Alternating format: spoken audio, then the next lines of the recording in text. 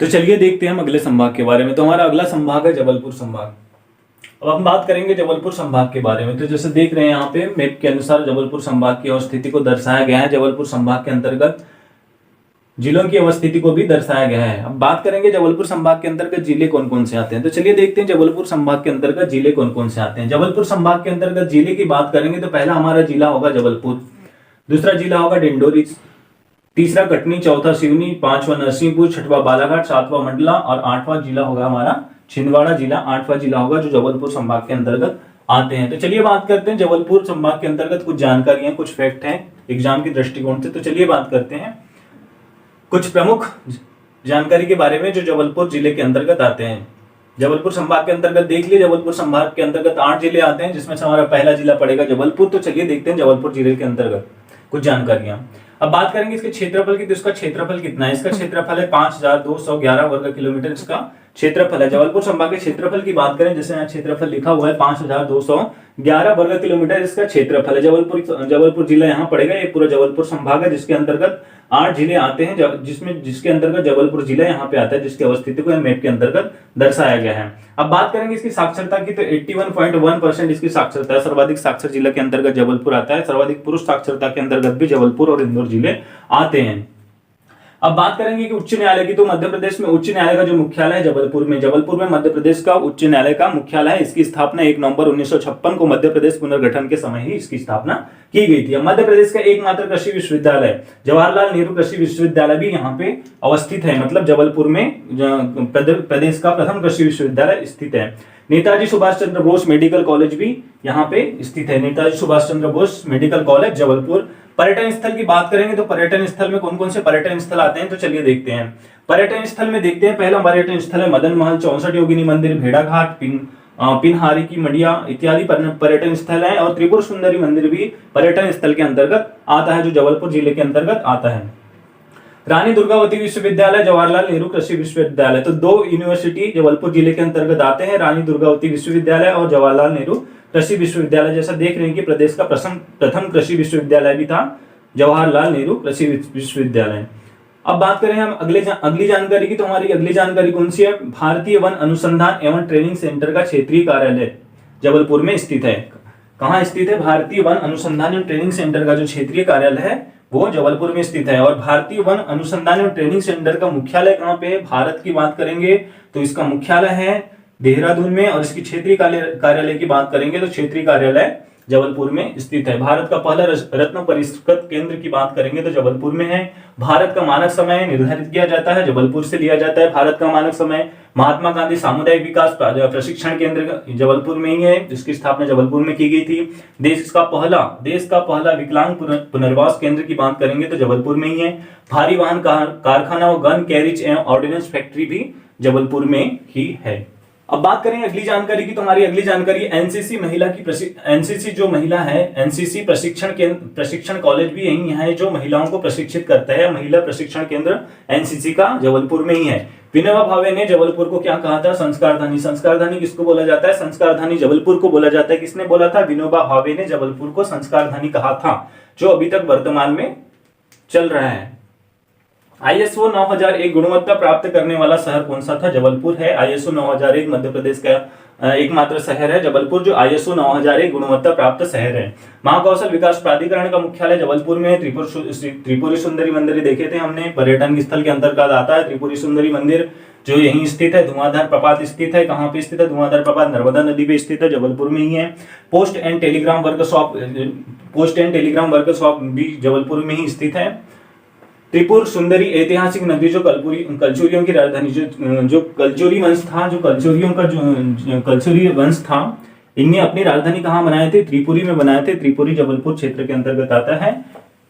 यहाँ पे कलचुरियों ने अपनी राजधानी बनाए थे। रूपनाथ में अशोक का अभिलेख मिलता है। अशोक का अभिलेख मिलता है। रूपनाथ जो शिलालेख है, शिलालेख कहाँ रूपनाथ आता है अपना जबलपुर के अंतर्गत प्राप्त शिलालेख होता है, रूपनाथ अभिलेख होता है।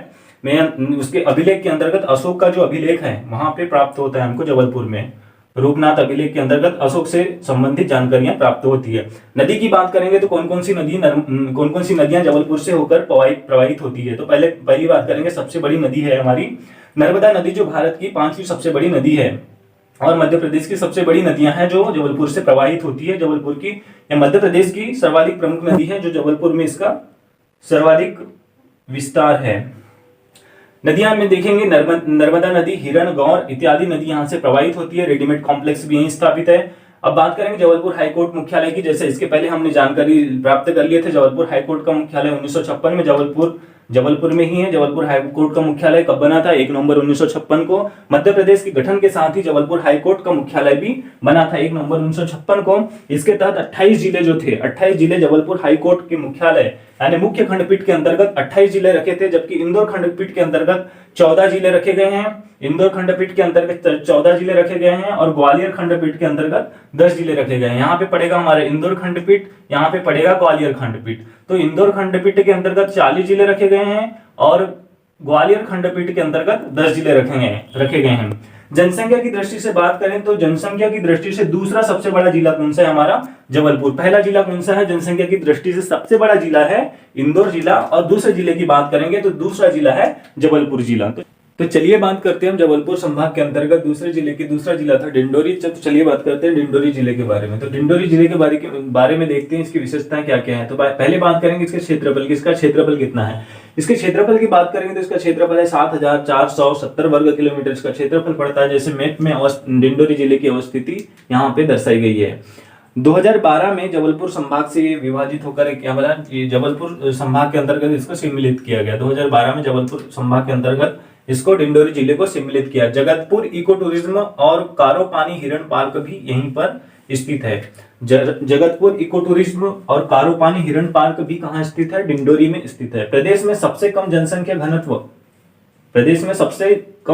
घनत्व वाला जिला भी कौन सा है? डिंडोरी है, जिसका जनसंख्या घनत्व कितना है? 94 व्यक्ति प्रति वर्ग किलोमीटर इसका जनसंख्या घनत्व है। डिंडोरी का 94 व्यक्ति प्रति वर्ग किलोमीटर इसका जनसंख्या घनत्व है। लिंगानुपात की बात करेंगे तो लिंगानुपात में सबसे चौथे नंबर का जिला है। सर्वाधिक लिंगानुपात में 5 बड़े जिलों में चौथे नंबर का जिला है हमारा चौथे नंबर का जिला है डिंडोरी जिला, जो चौथे नंबर का जिला है लिंगानुपात के मामले में। इसका लिंगानुपात है 1000 अनुपात 1002, मतलब 1000 पुरुषों पे 1002 महिलाएं।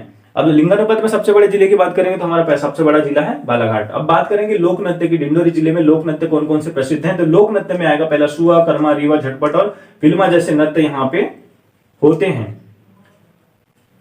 डिंडोरी जिले के अंतर्गत लोक नृत्य में सुआ, कर्मा, रीवा, झटपट और विल्मा जैसे नृत्य यहाँ पर होते हैं। मंडला से पृथक कर 1998 में डिंडोरी को जिला बनाया गया। मंडला जिला यहाँ पे मंडला जिले से पृथक करके डिंडोरी को 1998 में जिला बनाया गया। नर्मदा नदी यहीं से प्रवाहित होती है। नर्मदा नदी भी डिंडोरी जिले से प्रवाहित होती है। डिंडोरी, मंडला, अनूपपुर क्षेत्रों से होकर के नर्मदा नदी प्रवाहित होती है। गोंड व बैगा जनजाति की बात करेंगे तो गोंड व बैगा जैसी जनजाति यहाँ पे निवास करती है। डिंडोरी, मंडला और छिंदवाड़ा, बालाघाट के क्षेत्र में जनजातियां निवास करती है, जिसके अंतर्गत गोंड व बैगा जनजाति बालाघाट और डिंडोरी जैसे जिलों में निवास करती है। जीवाश्म राष्ट्रीय उद्यान की बात करेंगे तो डिंडोरी जिले में ही है जीवाश्म राष्ट्रीय उद्यान, जो भारत के 4 जीवाश्मी राष्ट्रीय उद्यानों में से एक है। काष्ठ जीवाश्म राष्ट्रीय उद्यान है लकड़ी वाला, जो 1900 में राष्ट्रीय उद्यान, जो 1983 में राष्ट्रीय उद्यान बना है हमारा जीवाश्म राष्ट्रीय उद्यान, जिसका क्षेत्रफल 0.27 वर्ग किलोमीटर इसका क्षेत्रफल है, जो क्षेत्रफल के हिसाब से भी मध्य प्रदेश का सबसे छोटा जीवाश्म राष्ट्रीय उद्यान है।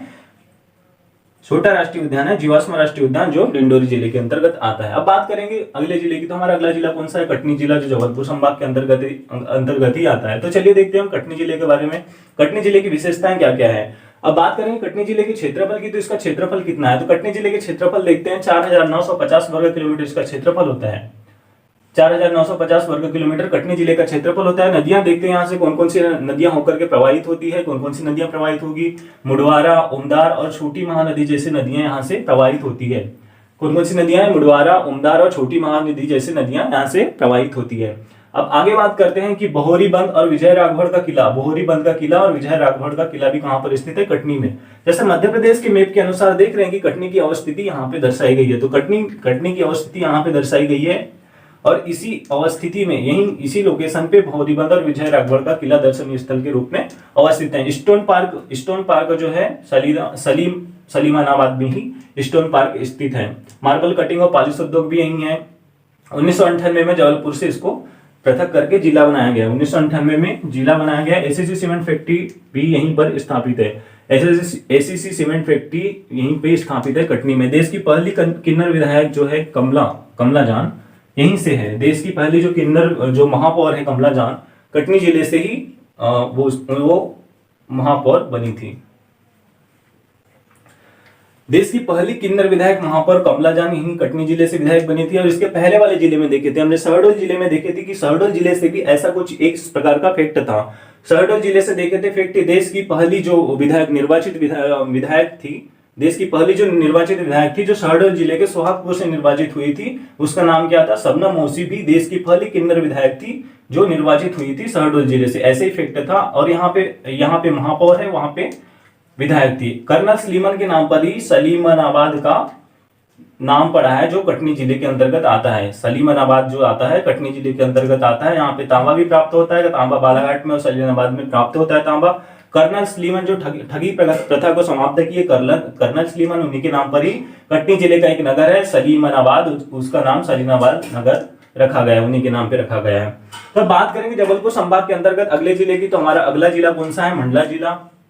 अगला जिला है हमारा मंडला जिला। तो चलिए बात करते हैं मंडला जिले के बारे में। तो पहले बात करेंगे इसके क्षेत्रफल के बारे में। इसका क्षेत्रफल कितना है? तो इसके क्षेत्रफल देखते हैं कि 5800 वर्ग किलोमीटर का कुल क्षेत्रफल पड़ता है। कितना पड़ेगा? 5800 वर्ग किलोमीटर इसका क्षेत्रफल पड़ता है। अब चलिए बात करते हैं इसकी विशेषताओं की। इसकी विशेषताएं क्या क्या है? मंडला जिले की विशेषताएं क्या क्या है? कौन कौन सी इसकी विशेषताएं? तो बात करेंगे पहले यहाँ पे तो कान्हा राष्ट्रीय उद्यान है, बहुत फेमस राष्ट्रीय उद्यान है। कान्हा राष्ट्रीय उद्यान मध्य प्रदेश का प्रथम राष्ट्रीय उद्यान है जो 1933 में अभय वन बना और 1955 में इसको राष्ट्रीय उद्यान बनाया गया और 1974 में प्रोजेक्ट टाइगर में इसको शामिल किया गया।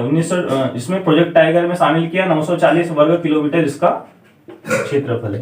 कान्हा राष्ट्रीय उद्यान की बात करें तो कान्हा राष्ट्रीय उद्यान मध्य प्रदेश का प्रथम राष्ट्रीय उद्यान है और सबसे बड़ा राष्ट्रीय उद्यान भी आता है। सबसे बड़ा राष्ट्रीय उद्यान भी कान्हा किसलिए राष्ट्रीय उद्यान है जो 1933 में अभ्यारण्य, 1955 में राष्ट्रीय उद्यान बना, 1973 में प्रोजेक्ट टाइगर में शामिल किया गया। इसका क्षेत्रफल 940 वर्ग किलोमीटर है। चुटका परमाणु बिजली घर भी मंडला जिले के अंतर्गत आता है। मोती महल और बघेली महल यहीं पे स्थित है मंडला जिले के अंतर्गत। कान्हा अभ्यारण्य जैसे देख रहे हैं 1933 में बना। लिंगानुपात में तीसरा सबसे बड़ा जिला है, पहला बालाघाट था और चौथा ये है, तीसरा मंडला जिला है। और दूसरा जिले की बात करें तो अलीराजपुर दूसरा लिंगानुपात में दूसरा सबसे बड़ा जिला है। तो हम बात कर रहे हैं मंडला जिले की, तो मंडला जिले का लिंगानुपात देखते हैं। तीसरा सबसे बड़ा जिला है लिंगानुपात के मामले में। इसका लिंगानुपात कितना है? 1000 से 1005, 1000 पुरुषों पे 1005 महिलाएं लिंगानुपात है इसका। बैगाचक क्षेत्र यहीं पाया जाता है मंडला जिले में। बैगा और गोंड जनजाति जो है यहाँ पे भी देख रहे हैं, गोंड और बैगा जनजाति देख रहे हैं। डिंडोरी जिले के अंतर्गत भी गोंड और बैगा जनजाति निवास करती है। गोंड और डिंडोरी, मंडला और बालाघाट जिले के अंदर गोंड और जनजातियां पाई जाती है। तो डिंडोरी जिले के अंतर्गत भी गोंड व बैगा जनजाति देखे और हम मंडला जिले के अंतर्गत भी बैगा जनजाति देखते हैं। तो यहाँ बैगाचक क्षेत्र भी यहीं पे अवस्थित है। मंडला जिले के अंतर्गत बैगाचक क्षेत्र यहीं पर है, यहीं पे अवस्थित है। रामगढ़ की शासिका कौन थी? रामगढ़ की शासिका अवंतीबाई थी। जो रामगढ़ कहाँ आता है? मंडला जिले के अंतर्गत आता है रामगढ़। रामगढ़ की शासिका थी रानी अवंतीबाई और गढ़ मंडला की शासिका थी रानी दुर्गावती बाई। गढ़ मंडला की शासिका थी रानी दुर्गावती बाई। इस प्रकार हमने देखे कि जबलपुर संभाग के अंतर्गत कौन कौन से जिले देख लिए। जबलपुर संभाग के अंतर्गत देखे हमने पहले जबलपुर जिला, डिंडोरी, कटनी और मंडला जिले के बारे में देख लिया। चलिए देख लेते हैं हम जबलपुर संभाग के अंतर्गत। जबलपुर के संभाग के अंतर्गत देखते हैं हम कौन से जिले के बारे में, सिवनी जिले के बारे में देखते हैं। इसके अंतर्गत इसके पहले देखे हमने जबलपुर, डिंडोरी, कटनी जिलों के बारे में देखे। अब देखेंगे सिवनी और बालाघाट जिले के बारे में देखेंगे। सिवनी और बालाघाट जिले की क्या क्या विशेषताएं, इसका क्षेत्रफल क्या है और इसके बारे में कौन से इंपॉर्टेंट फैक्ट्स मध्य प्रदेश के एग्जाम के दृष्टिकोण से बन सकते हैं। तो चलिए देखते हैं सिवनी जिले के अंतर्गत। पहले बात करेंगे सिवनी जिले का क्षेत्रफल। सिवनी जिले का क्षेत्रफल कितना है? तो इसके क्षेत्रफल की बात करेंगे, क्षेत्रफल है 8758 वर्ग किलोमीटर सिवनी जिले का क्षेत्रफल है। सिवना ट्री के नाम पर सिवनी नाम पड़ा इसका। अमोदगढ़, सोना रानी का महल जैसे यहाँ पे महल स्थित है। अमोदगढ़ व सोना रानी का महल यहीं पे स्थित है। एशिया का सबसे बड़ा मिट्टी का बांध संजय सरोवर बांध, जिसको भीम बांध बोलते हैं, जो वैनगंगा नदी पर स्थित है, यहीं पे है, सिवनी जिले के अंतर्गत आता है। एशिया का सबसे बड़ा मिट्टी का बांध या भीम बांध भी बोलते हैं जिसको, या संजय सरोवर भी बांध बोलते हैं, वैनगंगा नदी पर स्थित है।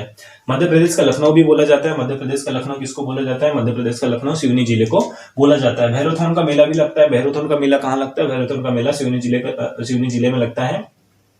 तो मध्य प्रदेश के मानचित्र के अंतर्गत सिवनी जिले की अवस्थिति कुछ इस प्रकार है और बालाघाट जिले की अवस्थिति इसका कुछ यहाँ पे दर्शाई गई है। पेंच राष्ट्रीय उद्यान में मोगली वन है। पेंच राष्ट्रीय उद्यान कहाँ पड़ता है? पेंच राष्ट्रीय उद्यान पड़ेगा सिवनी और मंडला जिले के अंतर्गत आता है पेंच राष्ट्रीय उद्यान। पेंच राष्ट्रीय उद्यान में मोगली लैंड स्थित है। मोगली लैंड पे मूवी बन चुकी है जो पेंच राष्ट्रीय उद्यान में। पेंच राष्ट्रीय उद्यान के एक नाम और है इंदिरा गांधी प्रियदर्शनी राष्ट्रीय उद्यान भी पेंच राष्ट्रीय उद्यान का एक नाम है। कालीमुछ चावल एवं मावा बाटी के लिए प्रसिद्ध है। कालीमुछ चावल जो है, कालीमुछ चावल और मावा बाटी जो है सिवनी जिले में बहुत प्रसिद्ध है। सिवनी जिले में अधिकतर उत्पादन कालीमुछ चावल का होता है। मावा बाटी सिवनी जिले का एक डिश है जो बहुत प्रसिद्ध है। पेंच राष्ट्रीय उद्यान जैसे देखेंगे हमने यहाँ पे पेंच राष्ट्रीय उद्यान में मोगली लैंड बनाया गया है। तो सिवनी जिले के अंतर्गत क्या क्या देख लिया हमने? सिवना ट्री के नाम पर सिवनी नाम पड़ा। आमोदगढ़ सोना रानी का महल स्थित है। एशिया का सबसे बड़ा मिट्टी का बांध स्थित है जिसका नाम संजय सरोवर भीम बांध है जो वैनगंगा नदी पर स्थित है। मध्य प्रदेश का लखनऊ भी बोला जाता है। भैरवथान का मेला लगता है। पेंच राष्ट्रीय उद्यान में मोगली वन है। वैनगंगा का उद्गम सिवनी के परसवाड़ा पठार से हुआ है। कालीमुछ चावल एवं मावा बाटी के लिए प्रसिद्ध है। पेंच राष्ट्रीय उद्यान में मोगली लैंड बनाया गया है। तो चलिए अब बात करते हैं जबलपुर संभाग के अंतर्गत ही अगले जिले की। तो हमारा अगला जिला कौन सा है? बालाघाट जिला। तो चलिए देखते हैं कि बालाघाट जिले के बारे में क्या क्या विशेषताएं हैं। पहले तो बात करते हैं इसका क्षेत्रफल की। तो इसका क्षेत्रफल कितना है? इसका क्षेत्रफल है 9,229 किलोमीटर 9,229 किलोमीटर, इसको 92-29 वर्ग किलोमीटर भी बोल सकते हैं। तो चलिए देखते हैं बालाघाट की विशेषताएं क्या क्या है। वेनगंगा नदी, देव नदी और बंजर जैसी नदियां यहाँ से प्रवाहित होती है। वेनगंगा नदी, देव नदी, बंजर नदी और चेन्नई जैसी नदियां यहाँ से प्रवाहित होती है। बालाघाट जिले से नदियां प्रवाहित होती है। देव नदी में मलधर प्रपात है। देव नदी यहाँ बालाघाट जिले से प्रवाहित होती है। मैप में बालाघाट जिले की अवस्थिति कुछ इस प्रकार है। दक्षिण पूर्वी जिला बढ़ रहा है अपना बालाघाट। छत्तीसगढ़ और महाराष्ट्र की सीमा भी लगाने वाला जिला कौन सा है? बालाघाट। देव नदी में मलधर प्रपात स्थित है। 52 थड़ी परियोजना मध्य प्रदेश और महाराष्ट्र की संयुक्त परियोजना। जैसा देख रहे हैं यहाँ पे बॉर्डर पे स्थित है। बालाघाट तो महाराष्ट्र और मध्य प्रदेश की सीमा जो लगती है यहीं पे है 52 थड़ी नदी। 52 थड़ी नदी पे ही जो मध्य प्रदेश और महाराष्ट्र की संयुक्त परियोजना है वो स्थापित की गई है। 52 थड़ी नदी पर जो अपना आता है, कौन से जिले में आता है? बालाघाट जिले में आएगा। कलचोरी कालीन मंदिर की बात करें तो कलचोरी कालीन मंदिर जो है लांजी में है। कलचोरी कालीन मंदिर लांजी में है। महाकौशल की बात करें तो महाकौशल के अंतर्गत आता है जबलपुर, जिसके पहले इसका नाम था त्रिपुरी और त्रिपुरी ही था कलचुरी वंश की राजधानी पहले हुआ करती थी। तो यहाँ पे देखेंगे महाकौशल प्रांत में कलचुरियों का शासन था। तो कलचुरियों का शासन था तो मंदिर भी बनाएंगे। तो मंदिर कहाँ बनाया उन्होंने? लांजी में मंदिर बनाए। कलचुरी कालीन मंदिर लांजी में मिलते हैं। धान उत्पादक शीर्ष जिला है। धान उत्पादक शीर्ष जिला है। बालाघाट की बात करेंगे तो बालाघाट में सर्वाधिक मात्रा में धान की खेती की जाती है, इसीलिए धान उत्पादक जिला भी बोला जाता है, धान जिला भी बोला जाता है। धान उत्पादन में शीर्ष जिला है। वर्तमान में भी बालाघाट जिले के अंतर्गत जो चिन्नौर चावल उगाया जाता है, चिन्नौर चावल के अंतर्गत मध्य प्रदेश को, बालाघाट जिले को जीआई टैग प्राप्त हुआ है चिन्नौर चावल के लिए। नक्सल प्रभावित जिला भी बोला जाता है। बालाघाट को नक्सल प्रभावित जिला बोला जाता है। बालाघाट जिले के अंतर्गत आता है यहाँ पे लांजी। बालाघाट जिले के अंतर्गत आता है। बालाघाट जिले की एक तहसील है लांजी जहां नक्सल प्रभावित एरिया उसको घोषित किया गया है। अब मैंगनीज की बात करेंगे। मैंगनीज उत्पादन कहाँ होता है? बालाघाट जिले में ही मैंगनीज जो प्राप्त होता है। मध्य प्रदेश में सर्वाधिक मैंगनीज जो होता है अपने बालाघाट जिले के अंतर्गत प्राप्त होता है। बालाघाट में भरवेली, बालाघाट के पास है भरवेली, वहां पे मैंगनीज प्राप्त होता है। एशिया की सबसे बड़ी भूमिगत खान है। एशिया की सबसे भूमिगत खान भी यहीं पे है, यहाँ पे भरवेली में, जहां से मैंगनीज निकाला जाता है। अब बात करते हैं अगले फैक्ट की। तो हमारा अगला फैक्ट कौन सा है? मलाजखंड से तांबा निकल जाता है। मलाजखंड भी देखा जाएगा। मलाजखंड यहाँ पे अवस्थित है। मलाजखंड बालाघाट जिले के अंतर्गत ही आता है। मलाजखंड जहां से तांबा निकाला जाता है। तो एशिया का सबसे शुद्ध तांबा निकाला जाता है मलाजखंड से। अब बात करेंगे अगले फैक्ट की। तो हमारा अगला फैक्ट है बांस सर्वाधिक पाया जाता है। कहां पे पाया जाता है? बांस सर्वाधिक पाया जाता है मंडला बालाघाट वाले क्षेत्र में बांस सर्वाधिक मात्रा में पाया जाता है। मैंगनीज देख लिए और हमने तांबा देख लिए, बांस देख लिए। अब बात करेंगे वनराजिक महाविद्यालय की। वनराजिक महाविद्यालय की बात करें, वनराजिक महाविद्यालय की बात करें तो 1979 में जो है बालाघाट को वनराजिक महाविद्यालय बनाया गया। पहला वनराजिक महाविद्यालय बालाघाट में ही बना जो 1979 में बनाया गया, और दूसरा बनाया गया 1980 में बनाया गया। कहां पे बनाया गया? बैतूल में बनाया गया। तो दूसरा वनराजिक महाविद्यालय मध्य प्रदेश में कहां पे है? बैतूल में है। पहला है 1979 में बालाघाट में। मध्य प्रदेश का सर्वाधिक लिंगानुपात वाला जिला कौन सा है? बालाघाट जिला मध्य प्रदेश का सर्वाधिक लिंगानुपात वाला जिला है। इसके पहले हमने देखे थे कौन कौन से जिले लिंगानुपात के मामले में आए थे, दूसरे, तीसरे, चौथे नंबर पे, लेकिन पहला नंबर नहीं देखे थे। तो पहला नंबर है हमारा बालाघाट। 1000 पुरुषों पे 1021 महिलाएं जो यहाँ का लिंगानुपात है। बालाघाट जिले को मैंगनीज नगरी भी बोला जाता है। जैसे देखिए यहाँ पे हमने मैंगनीज का अधिकतम उत्पादन होता है, कहाँ पे उत्पादन होता है? मैंगनीज का उत्पादन अधिकतम होता है भरवेली में। मैंगनीज का अधिकतम उत्पादन भरवेली में होता है। मैंगनीज के अधिकतम उत्पादन के लिए यानी मैंगनीज के अधिकतम उत्पादन के कारण भरवेली को बालाघाट को मैंगनीज नगरी भी बोला जाता है। गांगुल प्रपात यहाँ पे स्थित है। चंदन नदी पर नाहलखेड़ा बांध स्थित है। चंदन नदी यहाँ पे, उस पे नाहलखेड़ा बांध बनाया गया है। लांजी का किला और हट्टा की बावली जैसे पर्यटन स्थल यहाँ पे स्थित है। गांगुलपारा, लांजी का किला और हट्टा की बावली जैसे पर्यटन स्थल यहाँ पे स्थित है। हम बात कर रहे हैं जबलपुर संभाग के अंतर्गत, देख रहे हैं जबलपुर संभाग के अंतर्गत 2 जिले देखे हमने, सिवनी और बालाघाट। चलिए देखते हैं जबलपुर संभाग के अंतर्गत और अगले जिले की, हमारा अगला जिला कौन सा है? छिंदवाड़ा जिला और नरसिंहपुर जिला है। तो बात करते हैं छिंदवाड़ा जिले के बारे में। छिंदवाड़ा जिले के बारे में इसकी विशेषताएं देखते हैं। छिंदवाड़ा जिले की विशेषताएं क्या क्या है? छिंदवाड़ा जिले की विशेषताओं के अंतर्गत इसके क्षेत्रफल देखेंगे, इसका क्षेत्रफल कितना है। तो छिंदवाड़ा जिले के क्षेत्रफल की बात करें तो 11,851 वर्ग किलोमीटर इसका क्षेत्रफल पड़ता है, जो मध्य प्रदेश का सबसे बड़ा जिला है क्षेत्रफल के दृष्टिकोण से। मध्य प्रदेश का सबसे बड़ा जिला छिंदवाड़ा जिला है। इसका क्षेत्रफल 11,815 वर्ग किलोमीटर है। बात करते हैं इसके अगले फैक्ट की। जैसे यहाँ पे लिखा हुआ है क्षेत्रफल की दृष्टि से सबसे बड़ा जिला। अब बात करते हैं अगले फैक्ट की। तो यहाँ पे पातालकोट नामक स्थान है जहाँ भारी जनजाति पाई जाती है।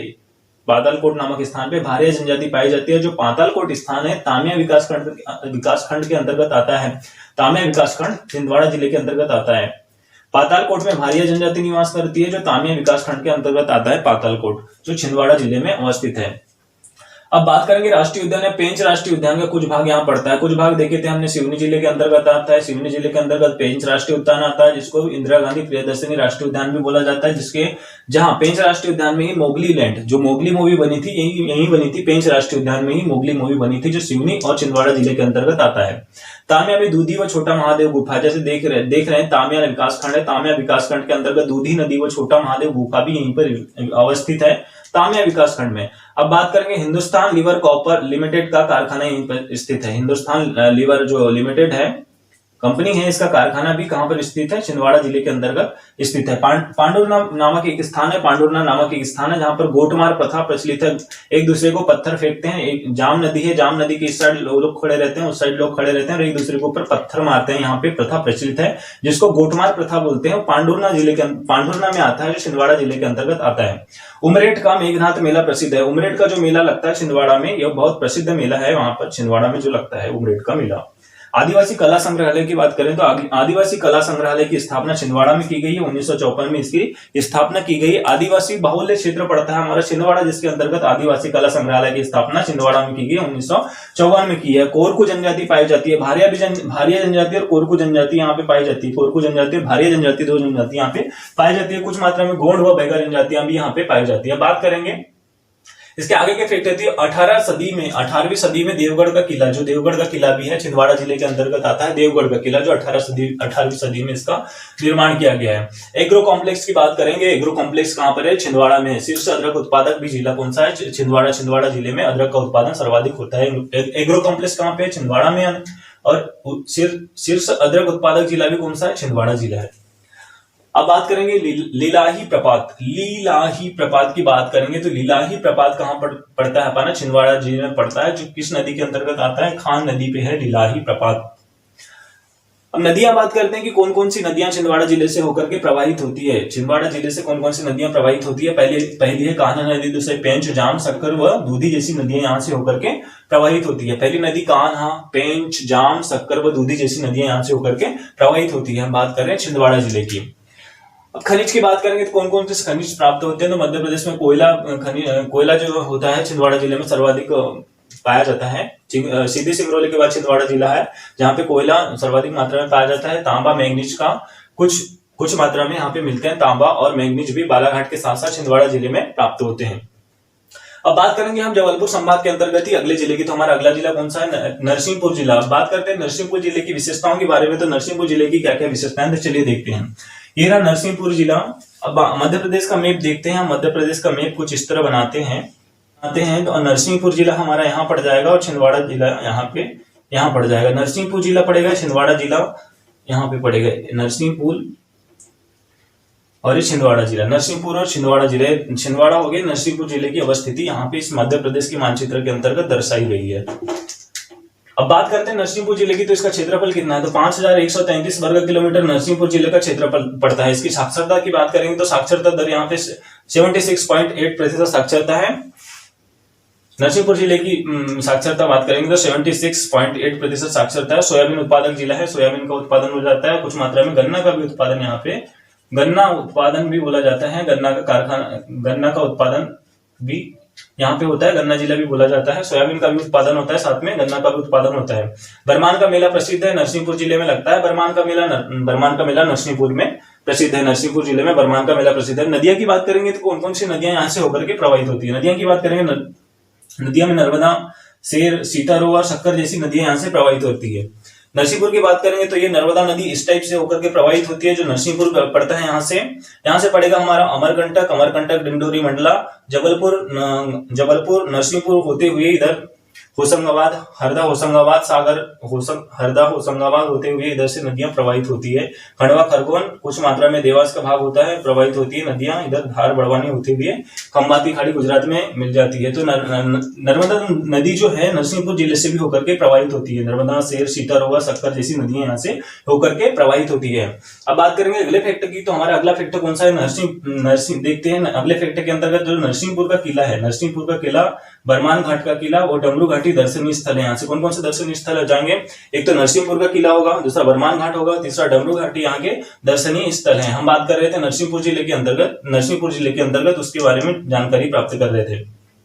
तो जबलपुर संभाग के अंतर्गत अभी हमने देखे छिंदवाड़ा और नरसिंहपुर जिला। तो इस प्रकार हमारे जबलपुर संभाग के अंतर्गत 8 जिले पड़ते हैं, 8 जिले पड़ते हैं जबलपुर संभाग के अंतर्गत 8 जिले पड़ते हैं, जो क्षेत्रफल की दृष्टि से भी सबसे बड़ा संभाग पड़ता है। तो हमारा जबलपुर संभाग कंप्लीट हो गया। जबलपुर संभाग के अंतर्गत हमने 8 जिलों के बारे में देखे। पहला देखे जबलपुर, डिंडोरी, कटनी, सिवनी, नरसिंहपुर, बालाघाट, मंडला, छिंदवाड़ा जिलों के बारे में। इस प्रकार हमने 8 जिलों के बारे में जानकारी प्राप्त कर लिया।